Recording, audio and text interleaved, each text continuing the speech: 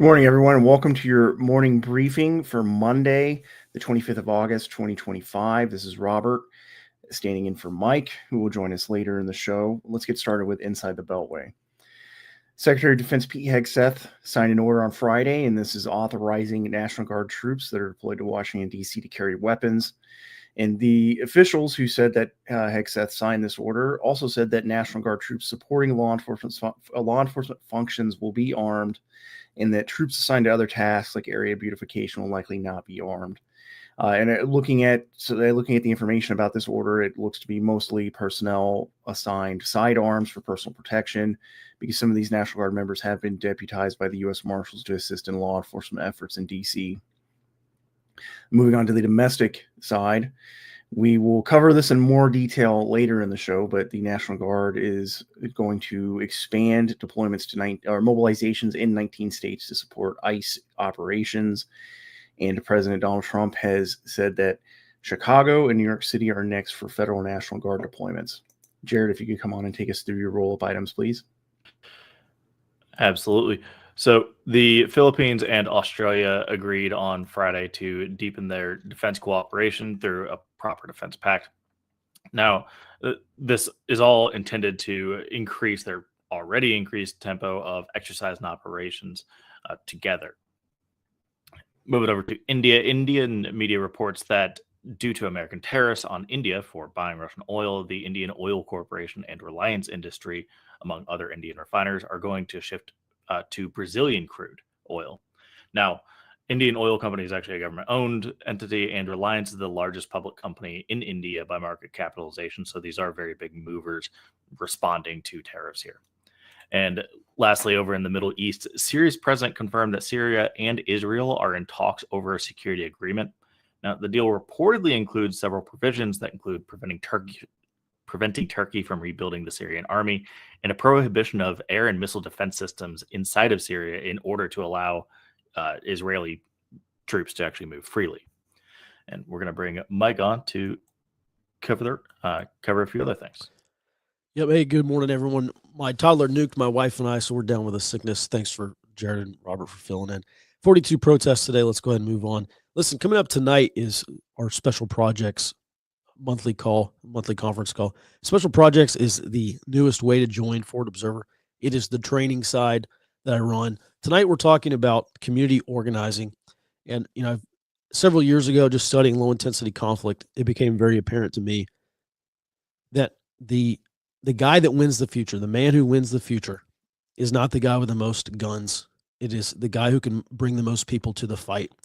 And just studying low intensity conflicts, so we're talking about everything from violent social movements to guerrilla conflicts, popular revolutions, all the way up to insurgencies, like actual domestic conflict type stuff. I found a trend in the people the side that tends to win low intensity conflict is the side who have the most political power, the most social power, and the most economic power. There was not a single case of low intensity conflict that I've studied that said, these people could have won if they just had less political power, if they had less or influence, they had less social power or influence, or if they had less economic power. In every single instance, that tends to be pretty decisive. The side with the most political, social, and economic power tends to win in low intensity conflict. And so what became extremely apparent to me is just community organizing it all in your neighborhood or across your broader community is absolutely imperative. You win with networks. The guy or the people who have local disciplined groups that can respond fast, whether it's to national disasters or man-made disasters, respond to protect their own or respond to push back against bad policies. The moment that those policies show up to keep the good stuff in and the bad stuff out, those are the people who win the future. So tonight at 7 p.m. Central Time, I'm running our special projects group through community organizing. I've read the first of 3 books here. This was a really fantastic book, Secrets of a Successful Organizer. We're also talking about this Workplace Organizer's Handbook, which is surprisingly good. And what I've done is built a step-by-step. I've read these 3 books, built a step-by-step process, giving special projects members a plan to begin their own local organizing, whether it's political organizing for elections or organizing a neighborhood watch in your neighborhood, or just organizing a group of friends who can respond to whatever comes up in your area. This is absolutely imperative stuff. If you'd like to join us, head over to forwardobserver.com, click on join, and then click the special projects button, and you can get access to that. It will be recorded, obviously, and posted as well. All right, let's go ahead and move on to the next slide here. If you spent any time in Iraq or Afghanistan, other parts of the Middle East, or maybe other parts of the world, you've probably seen the BUB, the battle update brief, or sometimes it's called the CUB. Commander's update brief. There's probably half a dozen other names for them. Robert, let's go ahead and bring you on for this. Because we're seeing these ICE surges now happening in multiple cities, most famously starting in LA, but moving on here, I think, to a handful of other places. This is something that's not going to be one and done. This is going to be an enduring mission for ICE, especially as they ramp up to 10,000 new agents. And then also now we're seeing National Guard deployments to 19 states, something that Robert talked about earlier. We are going to start this new BUB slide and throw it in the early warning portion of the brief. Start and update you on what's going on, the latest, not only on the ICE side, ICE operations, federal law enforcement surge operations, but also what's going on the other side, the Trump resistance 2.0 or the organized resistance side, really looking at the risk of organized political violence here. So, Robert, why don't you run us through the latest on these National Guard deployments? So now the National Guard is mobilizing forces in 19 states, and these National Guard troops are going to support ICE operations. In total, about 1,700 National Guard members. Most of these are red states, including Florida, Georgia, Texas, and Ohio. Interestingly, one state is a Democrat-controlled state, New Mexico, which we covered 2 weeks ago, has mobilized their own National Guard for crime suppression operations. I think most of these states are going to comply with federal mobilization. This will be under Title 32 orders, I believe, which means state level control, but with federal funds. And then now Trump Friday hinted that he is going to deploy National Guard troops to Chicago and potentially New York after that. And according to U.S. officials at the Department of Defense, they have been planning a potential National Guard deployment to Chicago, Illinois for weeks now. And this could come as soon as September. And according to these officials, the Trump administration is considering mobilizing at least a few thousand National Guard troops to Chicago. Mm-hmm. All right, so we may see something similar to Los Angeles then potentially here. I would also note this in Washington, earlier this year, they started this, I think it's called the Free DC campaign. And it's just a bunch of community organizers trying to organize and train up activists in Washington, D.C. to oppose the anti-crime operations, which pretty much everyone admits to some level, crime is a problem in DC. You can argue about whether it's a big problem or a small problem, but it is a problem that has not been solved here. It's funny, Robert, yesterday I was watching one of the Sunday talk shows, the news talk shows, and one of the black ladies on one of the shows said, 90% of black women voted against Trump, and I can tell you as a black woman that no one wants National Guard in Chicago. And earlier, I just saw a clip of this woman, black lady in Chicago, saying, "Yeah, crime is outrageous here. We want all the help we can get. Get them here. Let's solve this crime problem." So obviously, there's these two major competing narratives here. But in terms of Chicago, it's one of our. It's not quite on the level of Portland, obviously, but the Antifa, the far left presence in Chicago is pretty sizable. It's definitely a tier 2 city. Just looking at this Chicago, how long is there any indication how long these operations are going to last? No, I didn't. I did not see what the actual timeline of the deployment to Chicago, Illinois is going to be. I think looking at Washington, D.C. and L.A., especially Washington, D.C., where the deployment's not just about immigration enforcement, it's about crime suppression. It will probably be a long-term deployment. I would expect at least a few months. I think what the Trump administration is trying to do with DC and then now potentially Chicago as soon as next week is effectively show that a larger presence of federal law enforcement, and in this case, National Guard troops, can effectively suppress criminal activity. I think this is a major move to bolster Republicans ahead of 2026 and actually try to get support for the Trump administration, popular support. Mm-hmm. Yeah, that's interesting. We will see that. The reason I ask how long is because like we've seen in DC, there's a real groundswell support on the left in general, among the grassroots left. And everyone knows about these paid protesters, and I'm not denying, obviously, that people are paid to protest. But I'm seeing a lot of community organizing groups that do have some organic support in DC. And for a month or two now, they've been holding these training sessions throughout the week and also on the weekends, training DC residents in nonviolence, what they call strategic non-cooperation. So these are things like sit-ins and occupations and training yourself to barricade, stuff like that. So at any rate, DC, I think, is still TBA. I'm watching some of these groups, and they are doing these trainings, which is indicative of future activity, obviously. I'll be watching the same for Chicago. And then obviously New York is another tier 1 city where we could see quite a bit of, or potentially quite a bit of resistance here. All right. With that, so I do note these National Guard troops are being mobilized in these 19 states from August through mid-November, and they call these interior enforcement operations. So these National Guard troops are going to be doing primarily administrative and logistical support. So they'll be in processing and doing these biometric enrollments for these illegal immigrants detained by ICE. 10, 2, and 1, 10 fingerprints, 2 iris scans, and then 1 face picture. And this is for biometric identification. So if they get arrested again, they can go back and say, oh, you're biometrically enrolled after you got arrested in 2025. And okay, now you're back. And it's just another data point that is for, when done properly, supports national security. Also, I continue to see pretty strong indicators of organized protest activity. Like I said, there's all these activist groups providing training both online, and a lot of this training is being done in person as well. So I imagine they're going into much greater detail with a lot more specificity as to the local strategy and tactics that they want to adopt. They're obviously keeping that kind of close hold in these in-person training sessions. But I do see a lot of discussion about future direct action intervention, something we will obviously be paying attention to. Coming up this weekend, actually on Monday, is the Labor Day National Day of Action.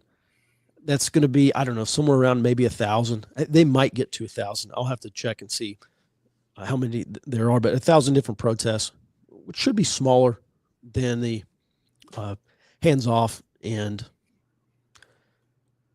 whatever the other National Day of Protest or National Day of Action was back in June. Anyway, I do expect escalation to occur, or to begin occurring here after this Labor Day National Day of Action, with this mid-decade redistricting plan passing in Texas and maybe a handful of other states. On that point, Robert, just in terms of civil unrest, I think these states where they are doing these mid-decade redistricting plans are probably really good candidates for the next Los Angeles type of resistance operations. Why don't you go ahead and cover that, please? Yeah, so moving on to gerrymander watch, we have some movement from a couple of red states on new maps. In Kansas, State Rep Stephanie Sawyer Clayton, she's a Democrat, actually said that there is word in the Kansas State Senate that they are considering adopting a new mid-decade congressional map, and this will actually be targeting the only Democrat-held House seat in Kansas. And then Rep Don Bacon from Nebraska said that state and national level conversations are taking place around a new congressional map to redraw Nebraska's Omaha-based 2nd congressional district. And this is after Bacon announced that he's not going to seek re-election next year, leaving that seat open without an incumbent. Representative Robert Garcia, a California Democrat, urged governors of Democrat-controlled states Friday to, quote, step up and begin their own mid-decade redistricting efforts in earnest, regardless of the political or legal obstacles in those states. And finally, the Trump White House has been pressuring Missouri Republican lawmakers. This is according to Missouri-based Republican strategist Greg Keller. He said, interestingly, that there were some Missouri Republicans reluctant to get involved in mid-decade redistricting, but it was made clear to them by White House officials that this was coming directly from President Trump, and this was actually part of a larger national strategy. And I think the comments from Keller bolster our analysis that Trump and the national level GOP are very likely committed to this mid-decade redistricting, and it is not an effort to escalate, to de-escalate. And as we said before, Republican states have a major advantage in mid-decade gerrymandering. And I think combined with Trump's efforts on a potential mid-decade census that only counts citizens for apportionment, Democrats stand to lose nearly 20 House seats. And I think, and my conclusion to this is that this would lock Democrats out of power at the national level in 2026 and 2028. And I think this increases the risk of civil unrest, especially in blue states. Yeah, Robert, that's a great point. Something also that I saw on CNN over the weekend is they also have been doing the math. They have also seen that Democrat states are already so gerrymandered that they can't, they're going to lose this fight, as you say, in so many words. And kind of the conclusion was, well, do Democrats actually want to go to the mat with Republicans on this redistricting stuff? Because if it does happen in a bunch of other states, that combined with putting the citizenship question on the census and then having multiple years of immigration enforcement operations in the interior to deport people, which is going to lower the number of actual residents of these states for apportionment. I mean, Democrats really are looking at losing substantial amount of power in the House and also nationally, therefore, over the next couple of election cycles. So, Robert, I absolutely agree with you. At some point, we are going to see this protest movement turn to resistance operations. And I say resistance, and I'm not talking about armed resistance, not yet, if at all, but certainly occupation sit-ins really making a big stink. Almost like the civil rights movement, where there was these large marches and a lot of press and occupations and sit-ins and stuff like that. I mean, really disruptive style kind of internal protests is what we're about to start seeing here. All right, thanks for that. And with that, I'll go ahead and dip out and let you take back over. Thanks. All right. Agricultural researchers at Ohio State University's College of Food, Agricultural, and Environmental Sciences announced over the weekend that red crown rot, which is caused by a bacteria called Calonectria illicola fungus, it was detected for the first time in soybean crops in Ohio last week. And according to OSU, this red crown rot is difficult to detect, and it's nearly impossible to eradicate once it's established in a crop. And crop losses due to this infection can reach as high as 80%. I do not think the timing of finding this specific strain of red crown rot in soy is coincidental. This strain of this type of infection has been present in U.S. and other crops since the 1960s. However, I think given recent detections of foreigners, especially Chinese nationals, attempting to import agricultural bioagents, I think there is a good possibility that the spread of this specific red crown rot to soy crops in Ohio, which is a major soybean producing state, could be a deliberate targeting of soy crops now that China has shifted their purchases away from U.S. growers to especially Brazil, in what amounts to retaliatory agroterrorism by China with the goal of undermining the U.S. economy and potentially food supply. And as I mentioned before, there have been some other bioagents that Customs and Border Protection agriculture specialists have caught at points of entry into the United States recently, including wheat blight and roundworm. And previously, it has been speculated that the citrus blight that devastated Florida's citrus industry over the last decade also originated in China. So I'm keeping my eye out for any developments on any additional potential agroterrorism bioagents being introduced into the U.S. Jared, if you could come on and take us through. Sorry, a little quick on the trigger there. So over the weekend, asymmetric and drone warfare hit 2 additional milestones that I think are going to continue to threaten the viability of policing and international trade. Now, in footage released on Friday, Colombian cartels used a first-person view drone to bring down a Colombian National Police Black Hawk. This was after the cartels went to Ukraine to learn drone warfare. Additionally, over in Taiwan announced it's going to produce 1,320 unmanned surface vessels, or USVs, over the next 5 years. That's 264 per year. That's well within the concept of mass production. Now, these USVs are also proven to actually be operable in an EA heavy environment, so in the presence of plenty of jamming. this is concerning for two different reasons. First off, the land-based drone warfare is proving to be highly effective for insurgent groups that operate in areas with little to no electronic warfare. That's what we're seeing with the cartels. They managed to take down a helicopter with it. Ukraine has shown that shutting down the electromagnetic spectrum severely limits the range and capability of land-based drones, just based on the fact that now anything operating in Ukraine, you generally have to have it tethered with a fiber optic cable. Most places do not have that level of electronic attack going on. This strongly suggests that drone defense systems of any nation will require EM bubbles, for lack of a better term, to prevent strikes on key infrastructure by insurgent groups. Now, I think this is actually going to have secondary effects where it will likely disrupt wireless communications, because drones, you have designated areas in the R spectrum for this. All of that is extremely concerning for actually maintaining, internal cohesion. Additionally, Ukraine's use of the USV has shut down the Russian Black Sea Fleet. Sorry. Now, limited production was the main weakness of this platform, but Taiwan's about to prove that these highly effective machines can actually be cheaply made and cheaply produced while maintaining effectiveness. This is going to encourage groups and nations operating on shipping choke points to take up mass production of USVs in order to actually affect their will and gain additional political power. We've seen some of that in the Red Sea using anti-ship missiles, but I think there will be far more going forward in basically anyone that can get a hold of these. All right. That's the end of it. All right. Thanks for that, Jared. Let's go ahead and move on. I think we do have a handful of questions from over on the high side from Forward Observer members. Just seeing. Oh, here we go. We have two. From Bad Wabbit, the soybean crown rot. Will the U.S. acknowledge the bioterrorism from Chinese nationals? If so, what will be the next step our administration is likely to take? That's a good question for Robert. Name and shame has been, in some instances, has been effective.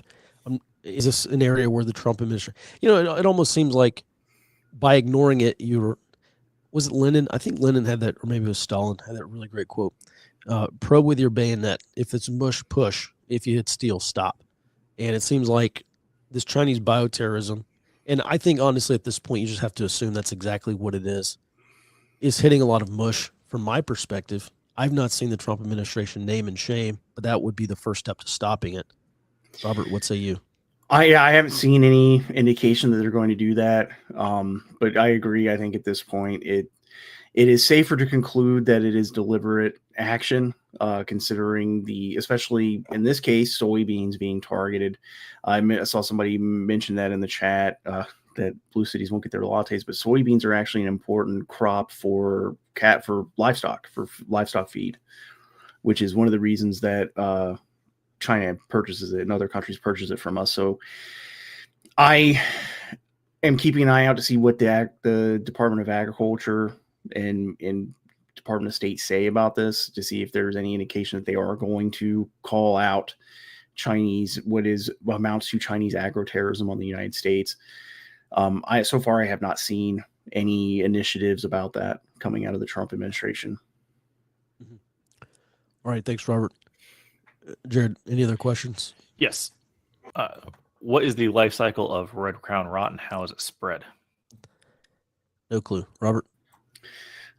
Well, the OSU, they said one of the possible ways that it's being spread is contaminated equipment that's being resold. Basically, agricultural equipment used in a contaminated crop is then resold on the used market, and somebody buys it and doesn't know, and it gets spread that way.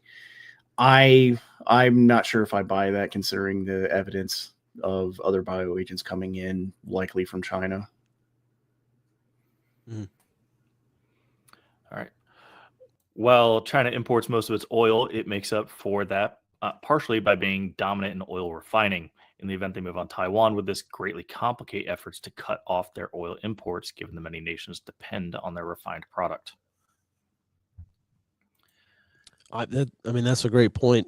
Yeah, that's one reason why we should probably be building oil refineries here in the States, specifically refineries that are built to process the type of oil we get out of the ground, the crude.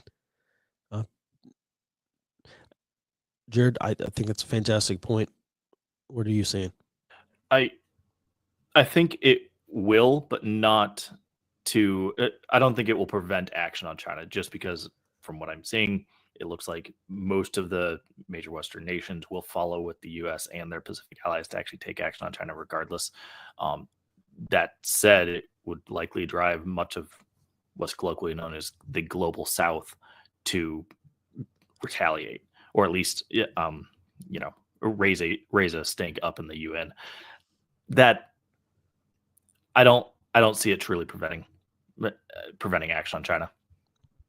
So gas will definitely get more expensive. Yeah. All right.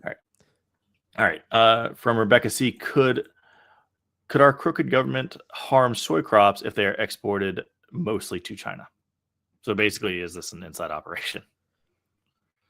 Yeah, I don't know. Starting in 2022, China started shifting their soybean purchases away from the United States to Brazil, which is the next largest importer or exporter, I believe. I'm not sure if Jared or Robert, I don't know. I don't think so, because that's a major cash crop for U.S. exports. It would actually probably damage the United States more than it would China if they imported it. And like you said, they've already been shifting imports away from the United States. Targeting U.S. like food supplies is not unprecedented during at least in a time of open conflict. In World War II, Germany targeted U.S. agricultural shipments to Europe during the early years of the war. And so it's not unprecedented for one state actor to target the food supply of another. Mm-hmm. Certainly. All right. Dan does bring up a question here. So if it's endemic to the U.S. and is spread by farm implements, how can you attribute it to a Chinese or any other bioterrorist? I don't think that you can. That's why I said I think you have to assume that it is. But we've seen so many Chinese nationals stopped by USDA or DHS, whoever, coming into the country with the wheat blight and the wheat fungus and all this. Sorry, the wheat fungus and all these other things. I mean, it seems like a couple times a month now we're seeing this pop up, Robert. Yeah, it's in the so the OSU researchers, they made a point that this is the first time it's been detected in this specific crop, and previously it was just basically peanuts, and so that to me, that I think says potentially deliberate targeting of a specific crop.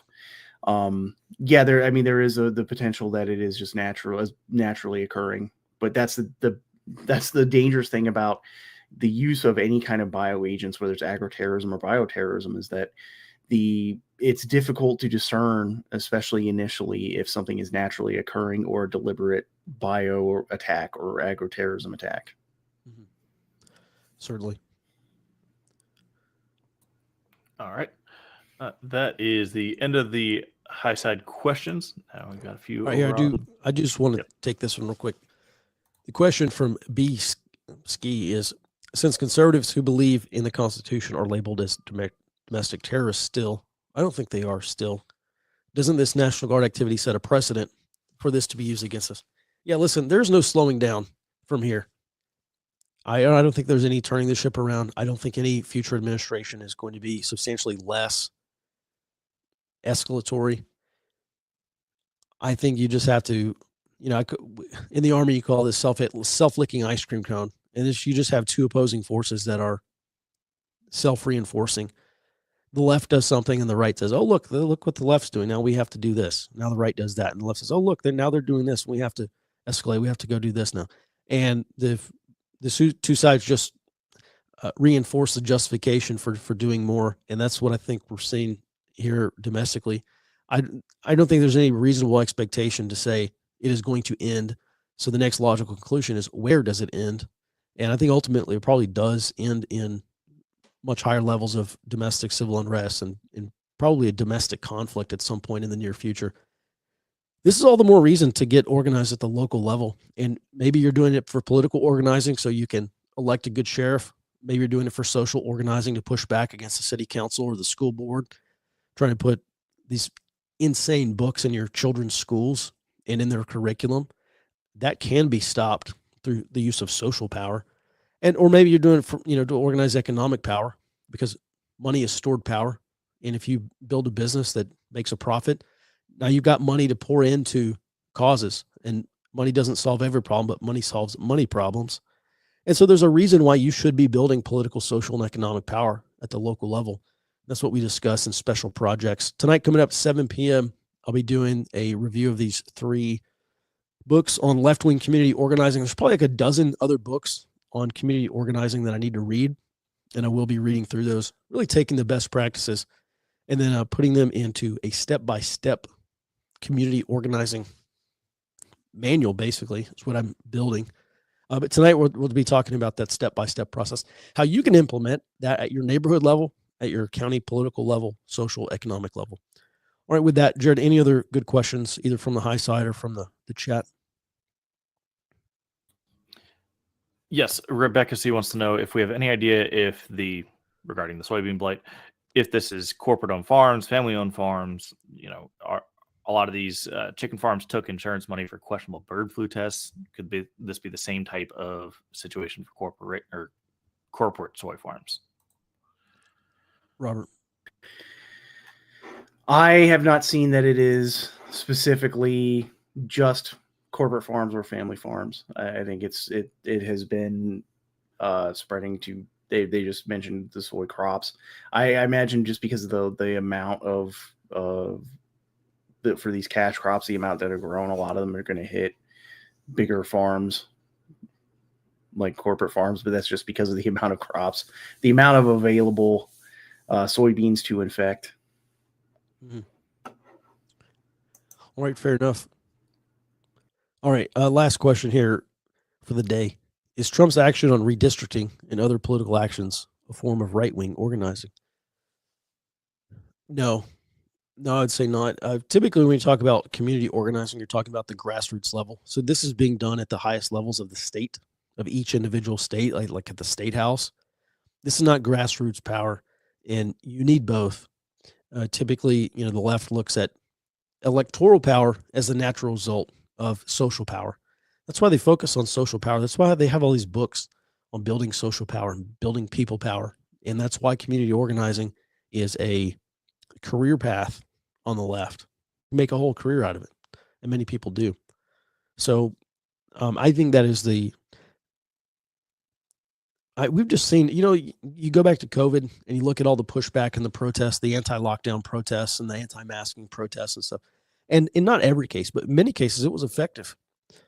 And so, I look at that and I say, well, that's grassroots organizing. That's what needs to be done.